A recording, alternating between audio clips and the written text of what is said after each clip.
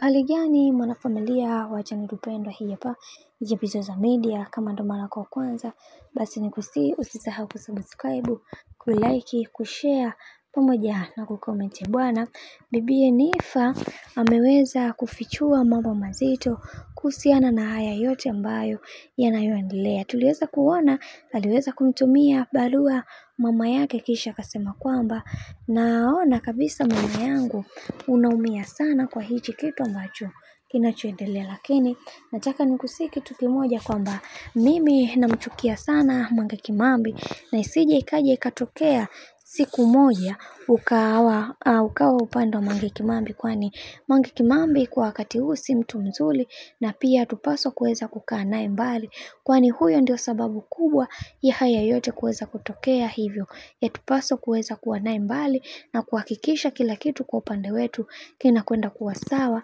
na vile ambavyo tulivyoweza kupanga. Sikatai kuna vitu vingi ambavyo nimevifanya katika maisha yangu, lakini sitaki kuweza kuona haya yote ambayo yanaonitokea mimi basi mama yangu mzazi yakakutokea pia.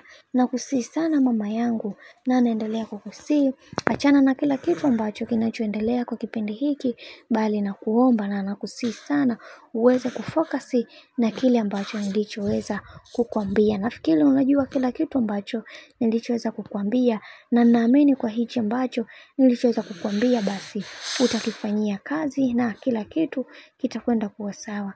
Kwani kwa kipindi hiki mwanao nimekuwa mtumwa sana kwa haya yote ambayo yanayoendelea.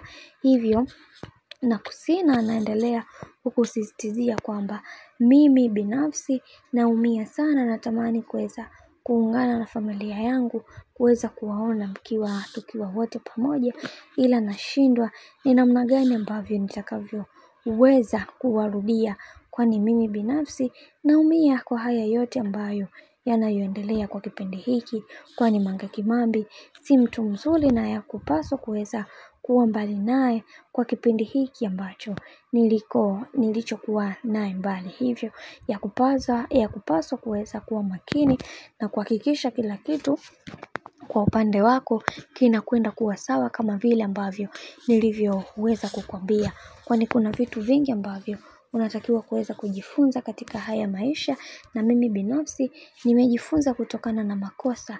Hivyo mimi binafsi nitasema kwamba nitapambania kuweza kuhakikisha kila kitu kwa upande wangu kinakwenda kuwa sawa, na mimi binafsi nitafunguka na kufichua vitu vingi baada ya mimi kuweza kuwa huru kuhusiana na Kimambi, ila tambua kwamba Kimambi si mtu mzuri na yakupaswa kuweza kukaa naye mbali, kwani huyo ndio sababisho kubwa na ndio kiini kikubwa cha watu wengi kuweza kuwapoteza ndugu jamaa wao katika maisha haya.